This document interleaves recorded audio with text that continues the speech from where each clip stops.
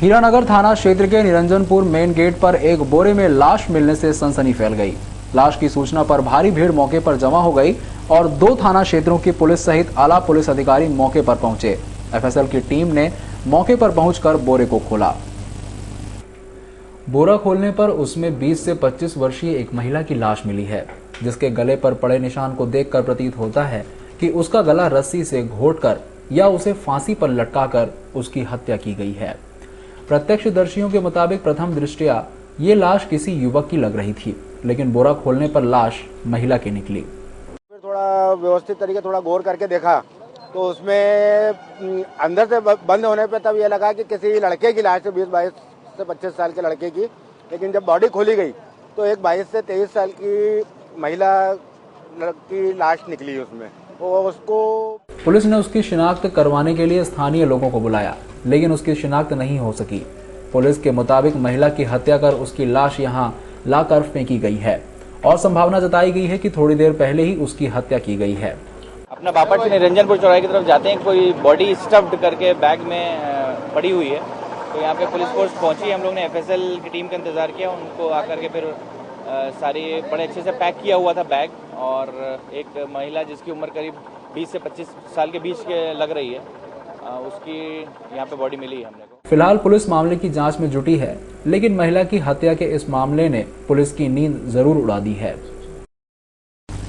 Radisson hotel के पास एक बड़ा हादसा टल गया। मंगलवार सुबह जब इंडियन गैस सिलेंडर से भरे ट्रक और पेट्रोल टैंकर के बीच आमने सामने की टक्कर हो गई। रेडिसन होटल के सामने इंडियन गैस से भरे ट्रक और पेट्रोल टैंकर के बीच के सामने की टक्कर इतनी जोरदार थी कि सिलेंडर से लदे ट्रक का अगला हिस्सा पूरी तरह से डैमेज हो गया। हालांकि खुशकिस्मती यह रही कि इसमें किसी तरह का विस्फोट नहीं हुआ, क्योंकि टैंकर में भी पेट्रोल भरा हुआ था। घटना की जानकारी मिलने पर पुलिस भी मौके पर पहुंच गई। हालांकि दोनों पक्षों में इस बात का समझौता हो गया कि किसी तरह का कोई आपराधिक मामला दर्ज नहीं कराया जाए। होटल के सामने एक्सीडेंट हो गया है, तो हम पहुंचे यहाँ पे, तो ये एक वो टैंकर है, पेट्रोल का टैंकर है और एक गैस का टैंकर, दोनों का आपस में टक्कर हो गई। ये दोनों कोई कार्रवाई नहीं चाहते हैं, इनका राजीनामा हो गया और कोई किसी को लगी चोट नहीं लगी। 2 आवारा मंचलों को सदर बाजार पुलिस ने एक शादीशुदा महिला को छेड़ने के मामले में गिरफ्तार किया है। महिला का आरोप है कि मंचले ने उस पर भद्दी फप्तियां कसी और अश्लील इशारे भी किए। सोमवार को महिला जब अपने जूना रसीला स्थित घर जा रही थी, तभी जूना रसीला निवासी वसीम उर्फ लड्डू और खलील ने छेड़खानी की कोशिश की। महिला का आरोप है कि मंचलों ने उसके सामने अश्लील इशारे किए और भद्दी फप्तियां भी कसी। छेड़खानी से आहत होकर फरियादी महिला ने पूरे घटनाक्रम अपने पति को बताया। पति ने उनको समझाने की कोशिश भी की, परंतु आरोपियों ने उसके साथ भी गाली गलौज की। सदर बाजार पुलिस ने धारा 354 के तहत अपराध पंजीबद्ध कर उन्हें गिरफ्तार कर लिया है। रहती हैं, वो अपने घर जा रही थी, तो आरोपियों द्वारा उनको अवैध टिप्पणी की गई, उनको अवैध इशारा करके उनको परेशान किया गया, जिस पर से उन्होंने थाने पे आके रिपोर्ट करी, तो उनके विरुद्ध 354 का अपराध पंजीबद्ध किया गया। इन आरोपियों को कोई पूछने में कोई रिकॉर्ड है? अभी उनका रिकॉर्ड देख रहे हैं आरोपियों को, वसीम और लड्डू और खलील, ये 2 आरोपी। एक निजी अस्पताल में ऑपरेशन के बाद एक शख्स की मौत हो गई। मामले में परिजनों ने डॉक्टरों पर लापरवाही का आरोप लगाते हुए पुलिस में शिकायत भी की है। मामला पलासिया थाना क्षेत्र स्थित मैंग हॉस्पिटल का है, जहां बख्शीबाग निवासी रविंद्र इंगले सोमवार को एक नॉर्मल पाइल्स की सर्जरी के लिए भर्ती हुए थे, लेकिन इलाज के दौरान उनकी मौत हो जाने और इलाज कर रहे डॉक्टर संजय गुप्ता के संतोषजनक जवाब नहीं देने से नाराज परिजनों ने जमकर हंगामा मचाया। मृतक के परिजनों ने डॉक्टर और अस्पताल पर इलाज में लापरवाही का आरोप लगाया है। जो चद्दरें वगैरह चेंज करती है या फिर शिफ्टिंग का काम करती है, वो आई और केवल वो 2 आया या 3 आया मिलकर ना लिफ्ट में डाला उनको स्ट्रेचर पर, और उस दौरान परिवार वालों को किसी को भी जाने नहीं दिया। उसके बाद में हमें किसी की जानकारी नहीं दी गई, इन्हें इवन मिलने भी नहीं दिया गया, देखने भी नहीं दिया। वहाँ से सीधे आईसीयू ले गए और आईसीयू में इन्होंने पुलिस में जो वो दिया है या इनके रिकॉर्ड के हिसाब से एक मृत्यु डिक्लेयर करी है इन्होंने, जो कि हमको जानकारी तकरीबन हमको 4:30 बजे जानकारी दी गई, वो भी डॉक्टर संजय गुप्ता द्वारा नहीं दी गई। क्या लगता है इसमें सरासर सरासर अस्पताल प्रशासन की लापरवाही। हंगामे की सूचना पर पलासिया थाने से पुलिस बल मयंक हॉस्पिटल पहुंचा और मृतक के शव को पोस्टमार्टम के लिए एमवाय अस्पताल भेजा गया। मामले में परिजनों ने डॉक्टर पर लापरवाही का आरोप लगाते हुए थाने में शिकायत भी की है। प्राप्त हुई थी कि एक रविंद्र उम्र 50 साल, उनको पाइल्स वगैरह की शिकायत थी हुए थे, जिनका ऑपरेशन किया गया था। ऑपरेशन के बाद उनको आईसीयू में शिफ्ट किया गया था। कुछ समय बाद उनको उल्टी का बताया, उल्टी आई और जिससे उनके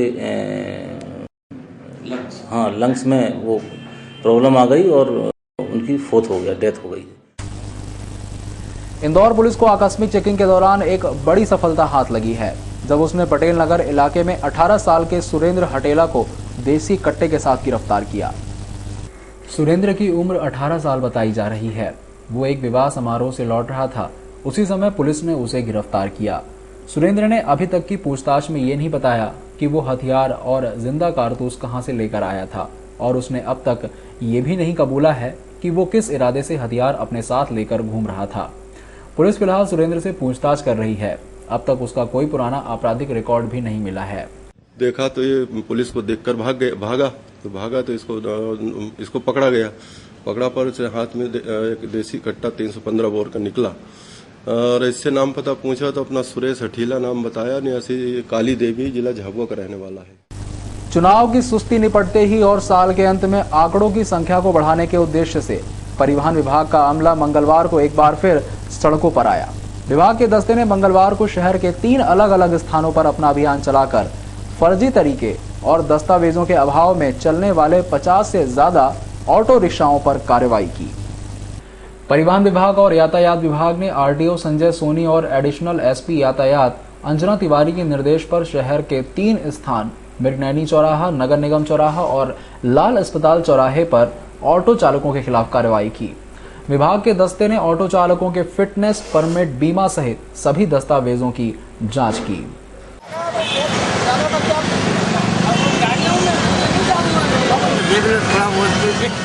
जांच के दौरान कई ऑटो नियमों के विपरीत चलते पाए गए। सुबह 9 से 12 बजे के बीच चले इस विशेष चेकिंग अभियान में विभाग ने 50 से ज्यादा ऑटो रिक्शाओं पर कार्रवाई की, जिसमें से 36 से ज्यादा ऑटो चालकों पर चालानी कार्रवाई करने के साथ ही 8 रिक्शों को जब्त किया गया। इसके साथ ही कुछ ऑटो चालकों को दंड वसूलने के बाद छोड़ दिया गया। और आरटीओ के आदेश पर ये जॉइंट चेकिंग ट्रैफिक और आरटीओ की जा रही है, जिसमें अभी तक हमने 50 वाहनों को चेक किया, 8 वाहनों को जब्त किया है और 10 वाहनों का रसीद काटी है, जिसमें 16,500 रुपये सीएम हमने चालान में वसूली की। यातायात विभाग ने ऑटोमोबाइल कंपनी और बीमा कंपनियों के नोडल अधिकारियों के साथ मंगलवार को एक बैठक कर 10,000 ऐसे वाहनों की सूची सौंपी है जो वाहन चोरी हो चुके हैं और पुलिस ने जब्त किए हैं। इस सूची में लावारिस हालत में पुलिस को मिले वाहन भी शामिल हैं। शहर के विभिन्न थानों पर अटाले की तरह पड़े चोरी के जब्त हुए वाहनों की सुध पुलिस के आला अधिकारियों ने अब ली है। इंदौर जोन के सभी थाने में इसी तरह से ये सैकड़ों हजारों 2 पहिया 4 पहिया वाहन अटाले में रहकर जंग खा रहे हैं। इंदौर पुलिस के वरिष्ठ अधिकारियों के निर्देश पर अब यातायात विभाग ने इन वाहनों की सुध ली है। यातायात विभाग ने ऐसे 10,000 से ज्यादा वाहनों की सूची तैयार करवाई है, जिन वाहनों को वाहन स्वामी जब्त हो जाने के बावजूद लेने नहीं पहुंचे या इन वाहनों के चोरी के क्लेम भी स्वीकृत हो चुके हैं। विभाग ने ऐसे वाहनों की सूची अब ऑटोमोबाइल कंपनियों और बीमा कंपनियों के नोडल अधिकारियों को सौंपी है, जिनमें 8,000 से ज्यादा 2 पहिया वाहन है और 2,000 से ज्यादा 4 पहिया वाहन है। ऑटोमोबाइल डीलर्स एसोसिएशन और बीमा कंपनियां, जो विभिन्न बीमा कंपनी हैं, उनके नोडल ऑफिसर्स की मीटिंग आयोजित की गई है। काफ़ी पहले हमारे आईजी सर ने ऑटोमोबाइल डीलर्स एसोसिएशन और बीमा कंपनी के अधिकारियों की मीटिंग ली थी। तो जो अपने इंदौर जोन के चोरी के वाहन हैं, जो उसमें से कुछ वाहन ऐसे हैं जो मिल गए हैं, कुछ ज़्यादातर ऐसे वाहन हैं जो नहीं मिले हैं, तो जो पूरे इंदौर जोन की लिस्ट है वो हमने इनको फॉरवर्ड की हुई है और उनको सीडी में दी गई है। तो ये चेक करके ये बता रहे हैं कि उसमें ऐसी कोई वाहन तो नहीं है जो मान लीजिए चोरी हो रहे है और वो कहीं और चल रही है और उसको कोई इंश्योरेंस कंपनी उसको इंश्योर्ड भी कर रही है। तो इसकी हमने सीडी उनको दे दी है वो इसकी जानकारी उपलब्ध हमें कराएंगे, उसी बारे में हम अभी डिटेल चर्चा कर रहे हैं। जितने वाहनों का क्लेम बीमा कंपनियां स्वीकृत कर चुकी हैं, उन वाहनों को विभाग कंपनियों को वापस सौंप देगा और बचे वाहनों को जिन पर कोई अपना अधिकार नहीं जताएगा, ऐसे वाहनों को इंदौर पुलिस नीलामी के माध्यम से विक्रय करेगी। रावजी बाजार पुलिस ने जिला बदर और इनामी बदमाश मनोज नाइट्रा को घेराबंदी कर उसके घर से पकड़ने में सफलता हासिल की है। सोमवार की रात पुलिस थाना रावजी बाजार ने जबरन कॉलोनी इलाके में घेराबंदी कर क्षेत्र के कुख्यात गुंडे मनोज नाइट्रा को उसके घर से गिरफ्तार किया है। आरोपी इंदौर शहर का जिला बदर आरोपी होने के साथ ही 5,000 रुपए का इनामी बदमाश भी है। ये आरोपी मनोज उर्फ नाइट्रा है। यह जबरन कॉलोनी का निवासी है और इस क्षेत्र का कुख्यात गुंडा है। वसूली करना, धमकी देना, हत्या आदि के अपराध में ये गिरफ्तार हुआ है। पहले तकरीबन 20 अपराध इसके पास इसके विरुद्ध पंजीबद्ध है। फिलहाल ये जिला बदर में था और सूचना मिली थी कि ये अपने घर पर परिवार से मिलने आ रहा है। शहर के प्रथम नागरिक महापौर कृष्ण मुरारी मोघे सोमवार को 66 वर्ष के हो गए। हालांकि चुनाव आचार संहिता के चलते महापौर न तो धूमधाम से अपना जन्मदिन मना पाए और न ही अखबारों में उनके जन्मदिन बधाइयों वाले विज्ञापन छपे। भाजपा पार्षद दल ने अपने मुखिया का जन्मदिन अपने तरीके से मनाने से गुरेज नहीं किया। उन्होंने महापौर निवास पर मोघे का जन्मदिन उनका सम्मान और आतिशबाजी कर मनाया।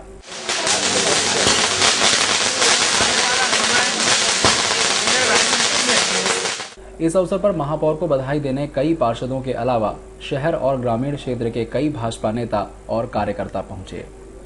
8 दिसंबर को होने वाली मतगणना के पूर्व कांग्रेसियों ने अंदेशा जताया है कि मतगणना के दौरान भाजपा समर्थित अधिकारी या अन्य लोग गड़बड़ी कर सकते हैं। गड़बड़ी की आशंका के चलते मंगलवार को प्रदेश कांग्रेस के 3 बड़े नेताओं ने दिल्ली पहुंचकर चुनाव आयोग से सभी मतगणना स्थलों पर वीडियो रिकॉर्डिंग कराने और किसी भी प्रकार की गड़बड़ी से सतर्क रहने और उसे रोकने की गुहार लगाई है। कांग्रेस प्रवक्ता नरेंद्र सलूजा ने बताया कि कांग्रेसियों को भाजपा की नीयत पर संदेह है, इसलिए प्रदेश कांग्रेस ने सभी 200 सीटों के कांग्रेसी उम्मीदवार और पोलिंग एजेंटों को बताया कि मतगणना होने तक स्ट्रांग रूम के बाहर डटे रहें और मतगणना के दौरान भी खास तौर पर सतर्क रहें। सरकार बनाना है और जो कम मार्जिन वाली सीटें हैं वह कुछ भी गड़बड़ी करके कैसे भी करके चुनाव जीतना है और भाजपा की सरकार को वापस प्रदेश में काबिज करना है। तो इसको लेके हमने हमारे सारे प्रत्याशी जो 230 उनको और उनके चुनाव एजेंटों को ताकीद करिए कि उस दिन पूरी सावधानी और चौकसी बरती जाए, ताकि कहीं भी भाजपा के जो मंसूबे हैं, जैसे कम वोटों से पिछली बार आपने देखा होगा कि धार में 1 वोट की हार जीत हुई, जो 500,000 वाली सीटें हैं, ऐसी 10-15 सीटें भाजपा ने अपने स्तर पर केंद्रित करी है, जहां वो गड़बड़ी करके येन केन कैसे भी उनको जीतना चाहती है। छेड़छाड़ के मामले में फंसे एमपीसीए के पूर्व सह सचिव अल्पेश शाह की मुसीबतें अब बढ़ती जा रही हैं। पिछले 3 दिनों से लगातार शाह के घर जा रही पुलिस ने अब वहां नोटिस चस्पा करना शुरू कर दिया है। अब पुलिस शाह को फरार मानकर उसकी तलाश कर रही है। शाह की तलाश के लिए पुलिस अब उनके परिजनों और परिचितों से भी पूछताछ करने का विचार कर रही है। प्राप्त की जा रही है और उसमें कथन कराया जाएगा। इसके साथ ही अन्य साक्षियों के कथन भी लिए जा रहे हैं। कई लोगों से पूछताछ पुलिस के द्वारा की जा रही है। आरोपी के घर पर ताला लगा होने के कारण कोई परिजन भी उपलब्ध नहीं है होने से घर पर नोटिस चस्पा किया गया है और लगातार 3 दिनों से पुलिस घर पर जा कर के वहाँ पता लगा रही है और नोटिस चस्पे किए जा रहे हैं।